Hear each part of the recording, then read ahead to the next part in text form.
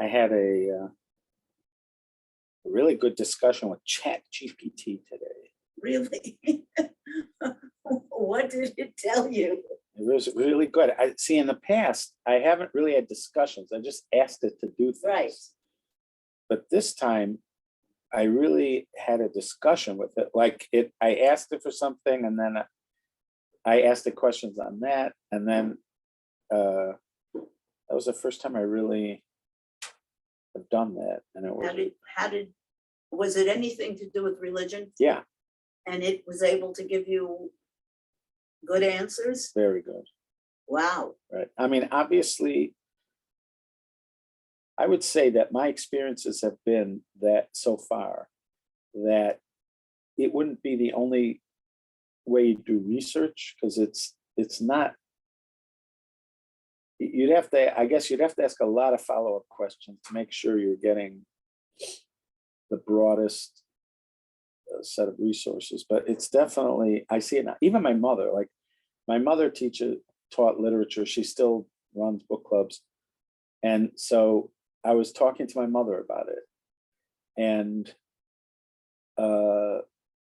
so she said, all right, ask it to give you 5 open-ended questions for a discussion about the book Ethan Frome.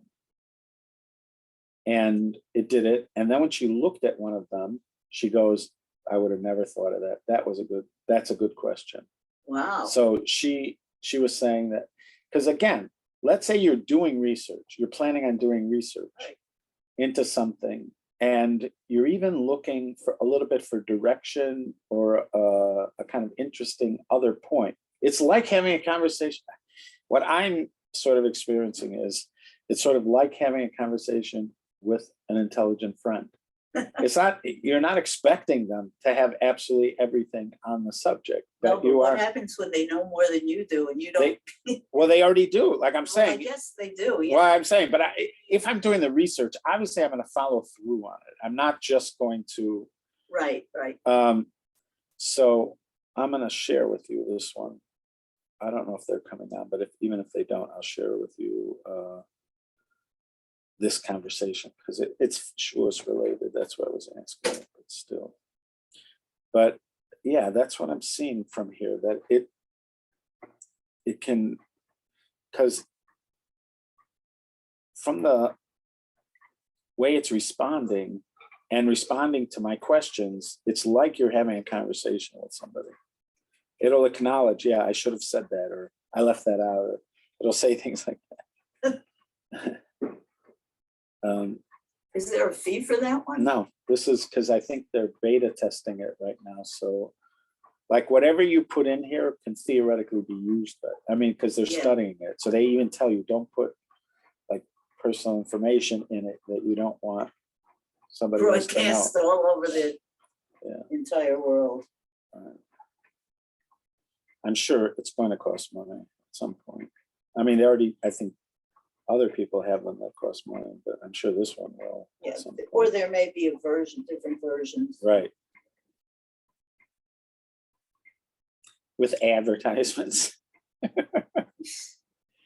You get one with advertisements.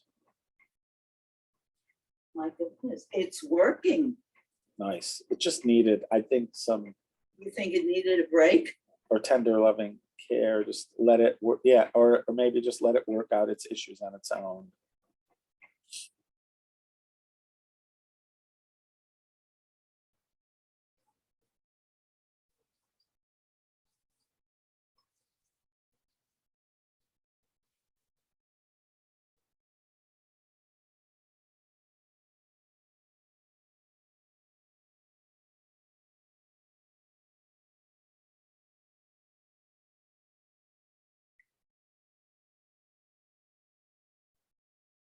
I thought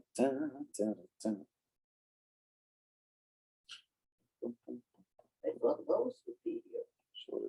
But it's Erev Shavuos, maybe she's out shopping. That's possible too. Except that she's not cooking, Rabbi Wolf's cooking. You think Rabbi Wolf's actually the one who's doing the cooking? No, Elke is. Unbelievable. Thank you, Gary. So will Lynn. Providing you work when she's here.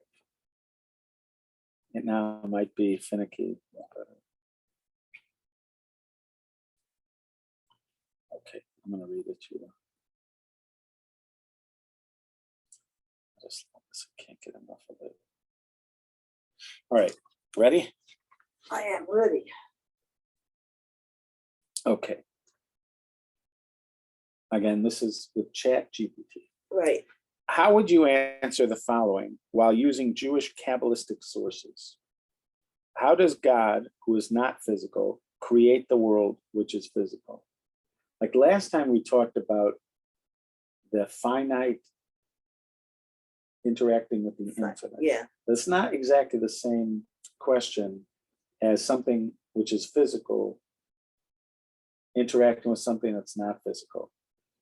When you say the words finite and infinite, I think some people might mix that into it, but it's not really true. For instance, the set of all numbers is infinite, but you can count 1, 2, 3. I mean, there's part of it. So it's not the same thing as asking how is something which is not physical create something that's physical, because by definition, something that's not physical does not have mass. It does not have,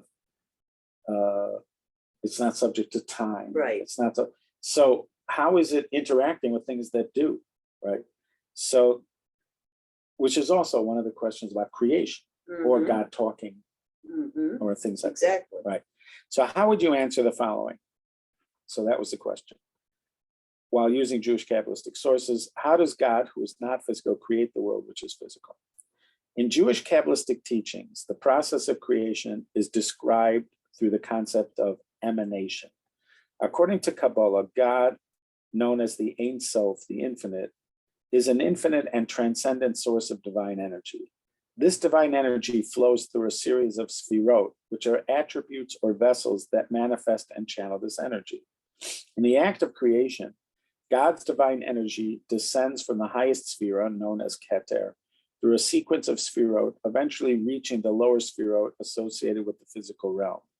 This process of emanation involves a gradual constriction and limitation of divine energy, allowing for the existence of a physical world within the framework of the spiritual. Kabbalistic texts explain that the physical world is the result of this divine emanation, as the divine energy is clothed in various layers and dimensions, eventually manifesting as the material reality we perceive. However, it's important to note that Kabbalah uses metaphorical and symbolic language to describe these concepts, recognizing that the true nature of God's creation transcends our understanding. It's worth mentioning that Kabbalah is a complex and multifaceted mystical tradition, and interpretations may vary among different schools and scholars. This explanation provides a general overview of the Kabbalistic perspective on the creation of the physical world by a non-physical God. Wow. So then my next question was, do you agree that the first step of the emanation process you described is still mysterious? No matter how subtle, the first step still requires a jump from a non-physical being to a physical creation. That was my question after it said. Right. Yes, it says, according to Kabbalistic teaching, the initial step of the emanation process, where the transition occurs from a non-physical divine essence to the physical realm, is indeed considered mysterious and beyond our complete comprehension. Kabbalah recognizes that the nature of this transition is ineffable and transcendent, surpassing the limitations of human understanding. While Kabbalah provides a framework and symbolic language to describe the process of an emanation, it acknowledges that the ultimate reality of how non-physical being creates the physical world is beyond our intellectual grasp. Kabbalists approach this mystery with humility and reverence, recognizing the limitations of human perception and the vastness of the divine. The concept of creation from a non-physical to the physical is a profound topic that has been contemplated by philosophers, theologians, and mystics across various traditions. While Kabbalah offers insights and perspectives on the matter, it's important to remember that it is a spiritual and philosophical system that seeks to explore the mystical aspects of Judaism. So then I asked, are there philosophers who discuss this problem? And if so, what do they say? And then it says, and by the way, sometimes I'm misspelling. Like I wrote problem without an M at the end. It doesn't, and I've had that before with other things where I make like a letter and misspell. Like if you try that in a search and you misspell it, you get messed up. Right. Or And it'll this doesn't even pause on it. It just it corrects for it. No, I mean, obviously. it gets what the word was supposed to be. Right. Whereas the search engines don't. Right. Wow. Yeah. Because I wrote scary. Right. Because I wrote problem without I mean, yeah. I would also see it, but I'm just saying with search engines, they don't, but this one is. Anyway, so it says, yes, there are philosophers who explored the problem of how a non-physical being could create the physical world. One notable example is the medieval Jewish philosopher Moses Maimonides, also known as the Rambam. In his philosophical work, The Guide for the Perplexed, Maimonides addresses this issue. According to Maimonides, God's creation of the physical world is ultimately unknowable. Just checking it to see if they came up. So ultimately unknowable to human beings. He argues that our limited human understanding cannot fully grasp the nature of God's actions. Maimonides suggests that we should focus instead on understanding what can be known through reason and revelation, rather than attempting to comprehend the intricacies of how God brings the physical world into being. Now, like for instance, if I was really more interested in the Rambam thing, I would ask it for its sources. Right. You know, and I would ask for the sources, then I would look it up, and then I may ask a follow-up question from the sources. Now that I see this how thing it is, I agree. This is it's breathtaking, and it keeps on going. Just believe me, it keeps on going.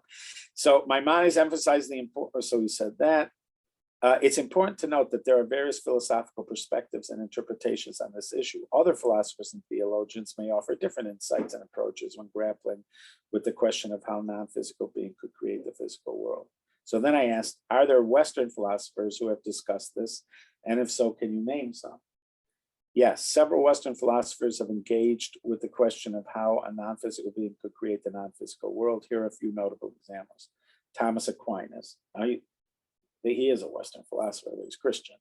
A prominent medieval philosopher and theologian, Aquinas explored the nature of God's creation in his work Summa Theologica.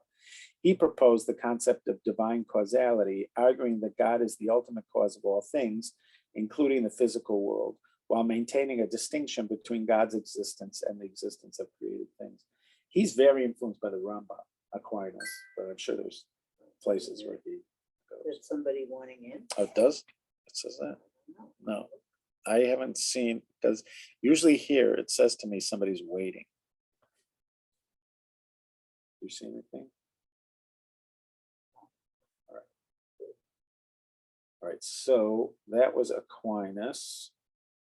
Next comes Descartes, René Descartes. Wow.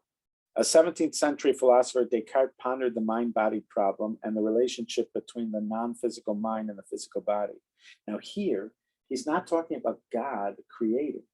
He's talking about mind and body. This took also a jump because you have to see that this is the same problem. The connection between non-physical and physical. But this is not about creating the world. It's not God and the physical world. This is, he proposed a dualistic perspective, suggesting that the mind and body are separate substances, while the mind being non-physical and the body being physical. However, Descartes did not specifically delve into the question of how a non-physical being creates the world. So this, again, he's able to move onto someone. It's not exactly the same words, but it's the same idea, trail. right? And he recognized, and it, I mean, it recognizes it, right?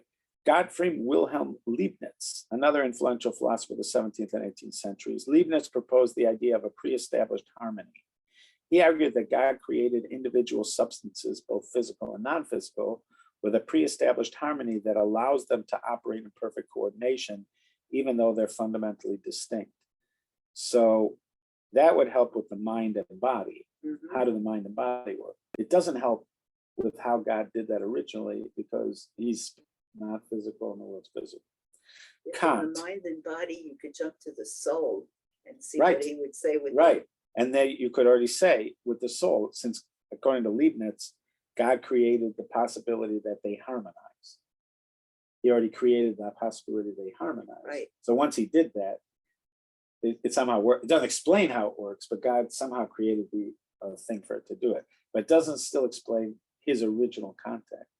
Immanuel Kant, an Enlightenment philosopher, examined the limits of human knowledge and the nature of metaphysics. While he did not directly address the question of how non-physical being creates the physical world, his philosophy emphasized the distinction between the noumenal realm, which are the realm of things as they are in themselves, and the phenomenal realm, the realm of our sensory experiences, leaving room for the possibility of non-physical causation.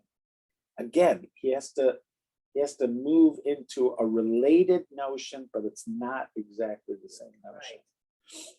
These are just a few examples of Western philosophers who've touched upon the subject of how non-physical being interacts with and creates a physical world. Each philosopher brings their own unique perspectives and philosophical frameworks to bear on the complex topic. So then I asked the follow-up. Did Descartes deal with the problem of how the mind and body interact if the mind is not physical and the body is? Yes, Descartes did indeed grapple with the problem of how the mind and body interact if the mind is non-physical and the body is physical. This is known as the mind-body problem, which explores the relationship between mental states such as thoughts, emotions, and consciousness, and physical states such as neural processes in the brain. Descartes proposed a dualistic perspective on the mind-body problem.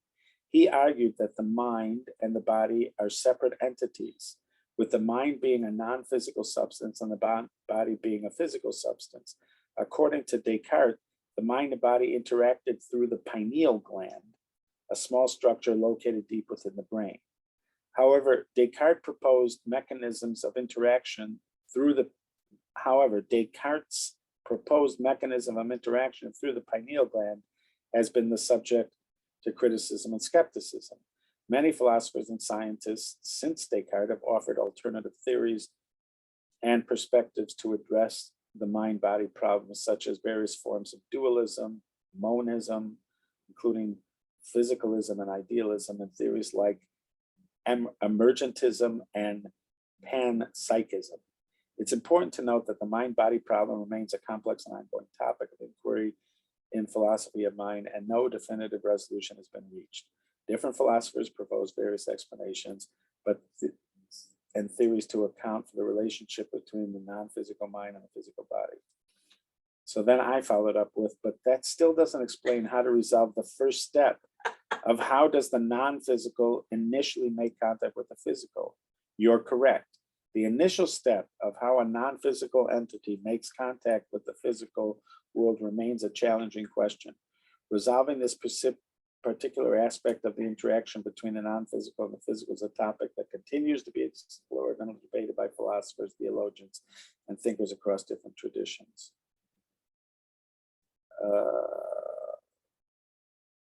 And then it goes on. Various philosophical and metaphysical perspectives offer different approaches to this issue. Some propose theories of causation or interaction that attempt to bridge the gap between the non-physical and physical.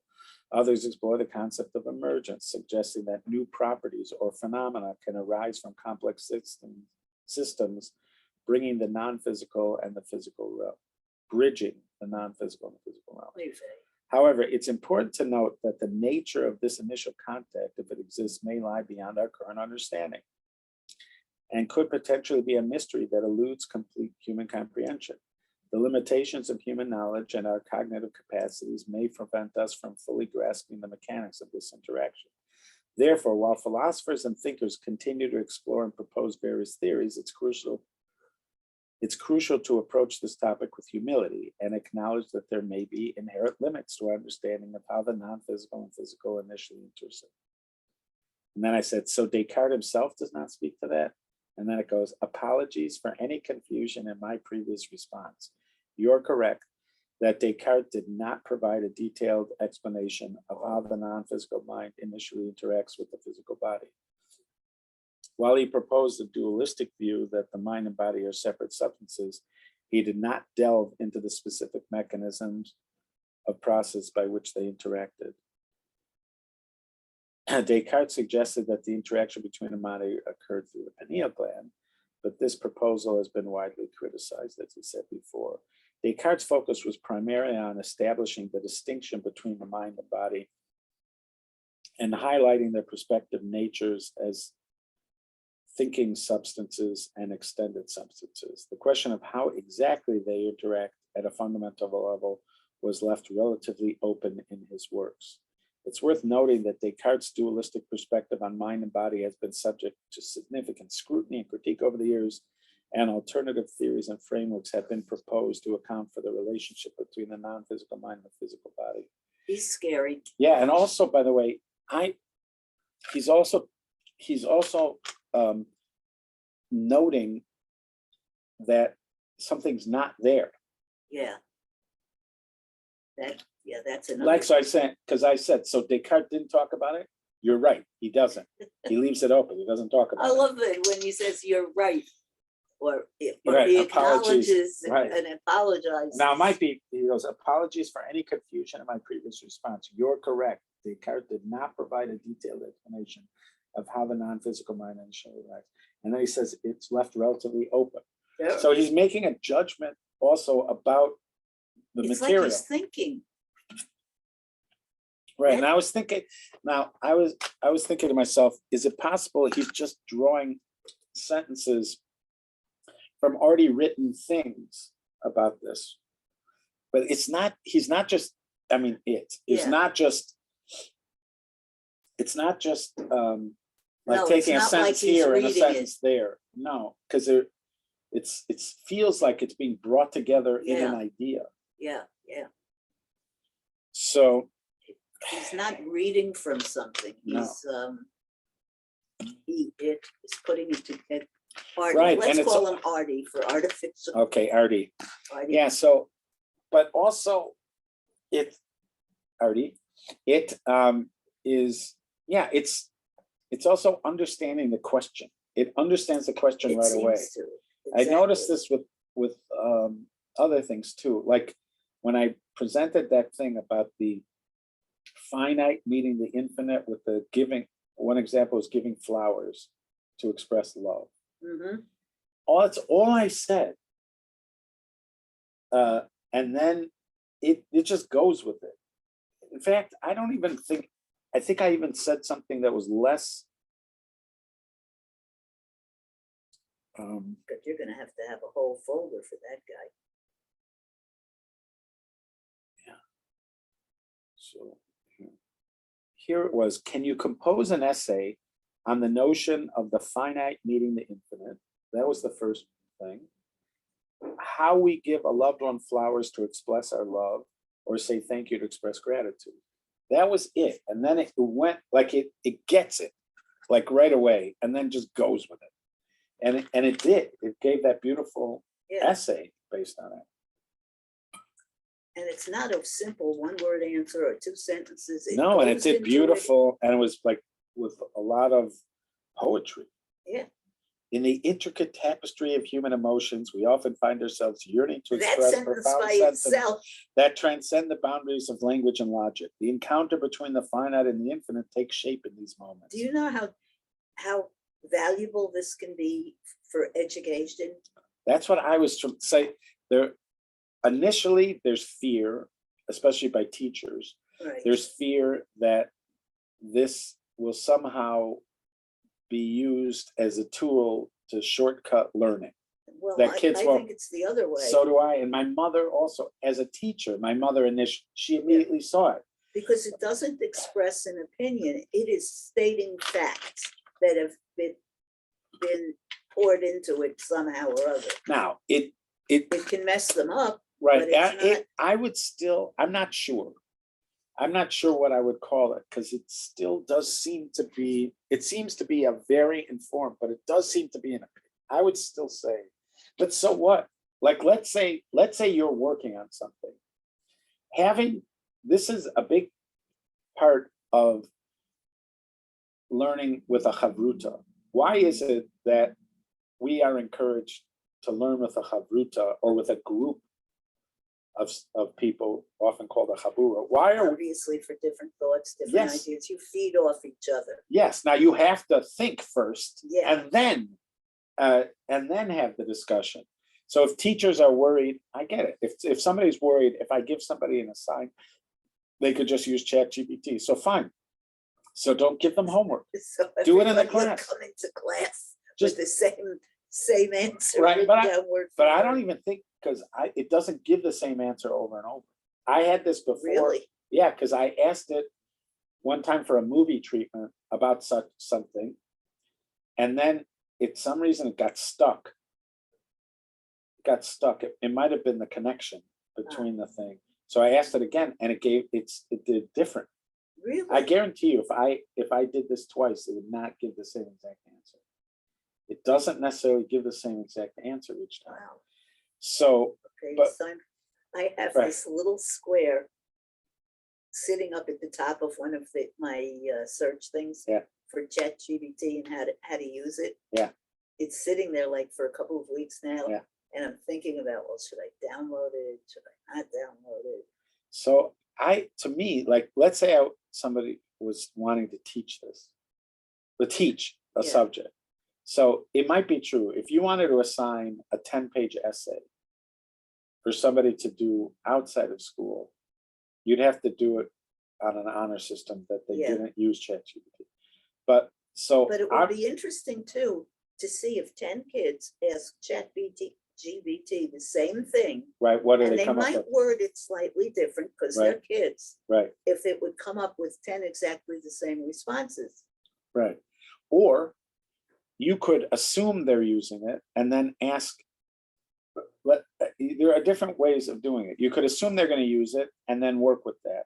Or you could say, in class right now, I want you to write something. So then you know they're not using it. You're going to write something. Right. And then you say you're going to write it. Now, when you go home, you could use ChatGPT. I want to see what you wrote now. And now I want to see how you've developed it. You could use ChatGPT. And also, let's say in the class they wrote it, and then the next time you got together, you use ChatGPT and you ask people, what do you think about that response? Is there anything you got from ChatGPT that would change what you're doing here, and Right. why? And then you use it, and it becomes part of the process. Yeah. Part That's of the good. I tool. like Like that. my mother was saying, with her, like I downloaded it for her now, and she's gonna use it. But she ecstatic. said, she's doing her next book, let's say. Yeah. She's gonna read her next book. She's gonna write the questions she wants to use for the discussion. And then she's gonna ask it and see what it does. And it may bring up, just like it did with Ethan Frome, when it brought up, I think, the subject of sacrifice or something. Mhm. And she goes, I just didn't think of that. I love that. So and also, like, when I've never been in a room with comedy writers, but they say that it's a collaborative team. It's not Yeah. just, and the way they depict it on The Marvelous Mrs. Maisel, Yeah. they're in a room together. I'm sure it's not. I did actually get to know a comedy writer, a guy who wrote on sitcoms, who came to Orsamea, a very nice guy who went into real estate after that, I think. Anyway, so he and he told us about the product. Like you get there, different people would be assigned to write a script, but there's collaboration from Right. the room, Right. etc.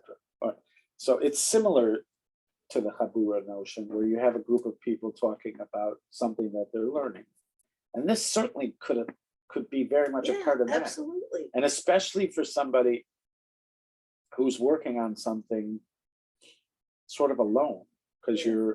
you don't always have access to other people to talk about it. Right. I know it's scary to people, but there It is so much. definitely awesome has thing. good stuff, Wow. but it does. If someone walked in and said, hey, how do you make a bomb? What Right. is the easiest way to make a bomb and Right. hide it? But Where's you the- right now you can search on the Yes, internet you and get can. it.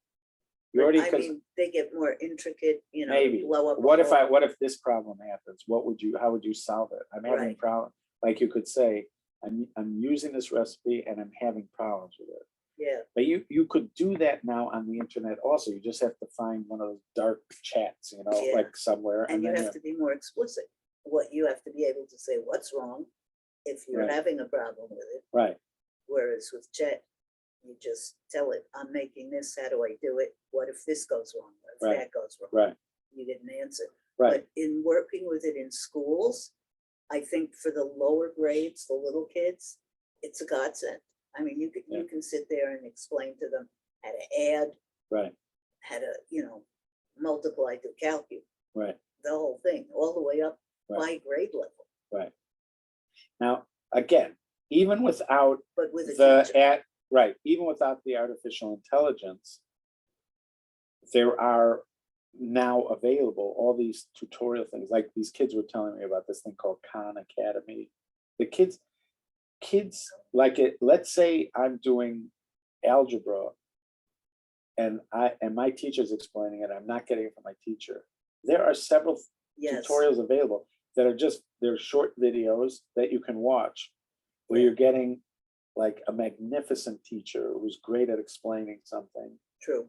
teaching it, and there are all these free thousands and thousands of free tutorials on different things, plus the like Harvard and Yale and Princeton and University of Ohio State or places like that that have all these videos available for learning things. Like I remember one time I wanted to just understand the basics of calculus.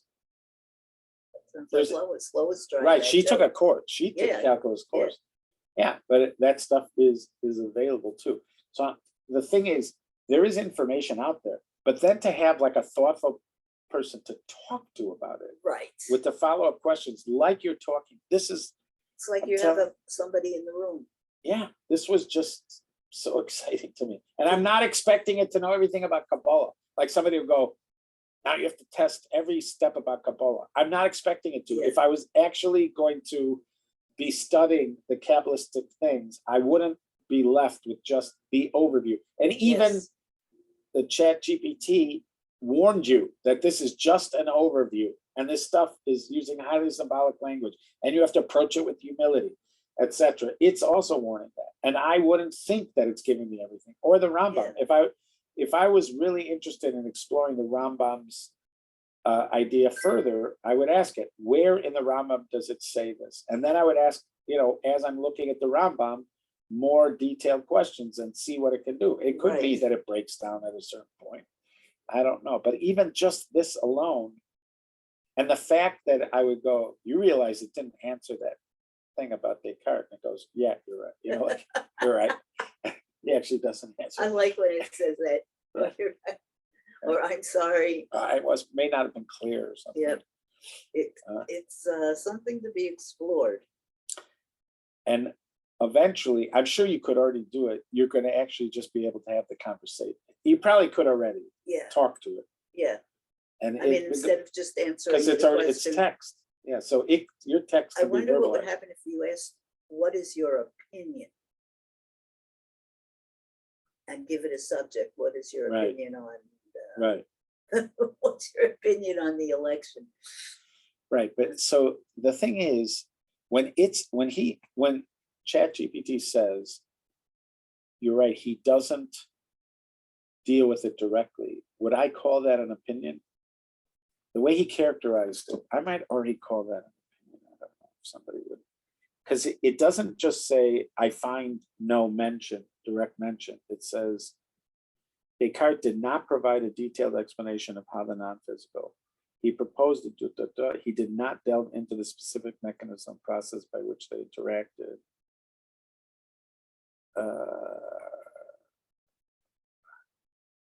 Where he said he left it open-ended. Are those words, do they sound like an opinion or are they? Certainly he's characterizing in a particular way. Yeah. It's not strictly factual, but maybe But you it's wouldn't. not strictly opinion either. Right, It's right.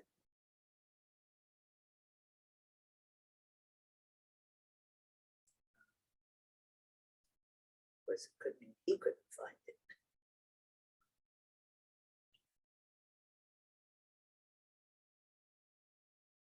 Should ask him about Shavuos. See what he says. Well, I did. I mean, when I'm asking these questions, that's why I'm asking them. I'm asking them. I originally asked about the finite and the infinite because that's a subject that comes up with counting towards Shavuos. You have the 49 days counting towards the experience. But the experience itself, so it's like you have counting, but then you have suddenly an experience that is going to be without limit, the receiving of the Torah. Right. So there are those who suggest, Rav Moshe Shapiro was one of them, that this is an example of using the finite to approach the infinite. But he also said, the Torah, in a certain sense, having words in the Torah is a similar kind of thing. You can count the words. There are 600 and whatever thousand. It says there are 600,000 Sure, it's words. not 613,000. Right, so it's a rounded number. But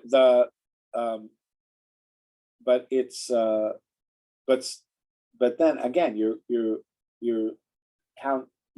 describing a finite thing, but really it's about the infinite. You could say it's similar with a photograph. When I take a photograph from a vacation, it's not just about the photograph. The photograph transports me to that time and place. Right, which is beyond, it can't be captured in anything physical. Whereas if somebody else just looks at the photograph, that's what they see, just the photograph. But for me, it's like going back. Right. And when they say a picture, they're sort of capturing that there's more there than just the sum of its parts. So there you have the finite meeting the infinite. And then this was the other part of it, which is the non-physical meeting the physical. So you have God, who's not physical, talking to man, which is a physical gesture. It's subject to the senses. Somehow something that was subject happened that appears to have been subject to the senses. Right. Or there's an indication of God's presence through thunder and clouds and stuff like that. So what does that mean when you say that, right? So you could say it's just highly symbolic language, but of what? And also when we talk about God creating the universe, we have this finite physical universe. Right. And so how is it that it came into being if God is not physical? How do you have that original point of contact? So that is also a Shavuos question. So the finite meeting the infinite and the non-physical engage with the physical. These are, to me, Shavuos subjects. They don't seem like it. For many people, it's about cheesecake. Somehow this all ends up in cheesecake. How did it get there? That's what I should be asking ChatGPT. How did it start with God talking to the Jewish people and somehow it got to cheesecake? Can you draw me a chain of reasoning that goes from the God deciding to talk to the Jewish people about cheesecake, and somehow that chain leads us to cheesecake? And it does somehow. It is one of the great mysteries. And it's too bad. I had one cheesecake that I liked. I don't remember what it was or where it was. Was it any Eli's? I'm not a big cheesecake. Oh, was that a cheesecake plate? Was it at just a restaurant? No, I think it was at somebody's house. Uh-huh. And it was really, really, really good. I'm going to say that I'm a fan generally of cheesecake. There's certain kind of foods where I just am a big fan in general, and I don't have like a moment where it was spectacular. I do remember AY's first time he ever tasted steak at Shallot's. Ooh. You could see his face, what happened to him at that moment. This was, I'm going to say, he just had his 13th wedding anniversary, AY and Molly. And this was just a few months before that. Lois and David took Zippy and I and AY out to Shallott's. And AY had his first shallot steak. And you could see he never knew steak could taste like that. And then he took Molly there after they got engaged, I think, or maybe during when they were dating, because he wanted her to have that experience. At least once in your life. Yeah. So, but when it comes to things like steak, do I remember a moment when I had like a transcendental, like a moment of steak? Not really. I mean, Not- yeah, I've not ne- really. They're do I really, remember? really I good. happen to like it in general. Yeah. Yes, yeah. I remember exactly. events, like I remember when we went to Vita's that one time, we all went out. But mainly, although I remember having steak, I mainly remember having the sweetbreads, because that was my first time having sweetbread. I do remember that. And then other things. So cheesecake, I happen to be a big fan of cheesecake. Well, Do I it's remember any one that just stood out as remarkable? No, they You're were saying all you do. good.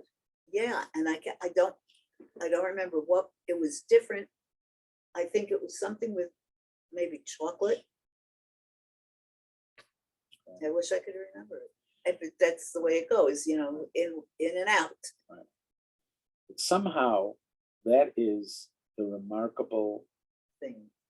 Somehow God decided to speak to the Jewish people, and I'm eating cheesecake because of it. Exactly. From God The decided. entire purpose of Sinai. It all got to that cheesecake. All right.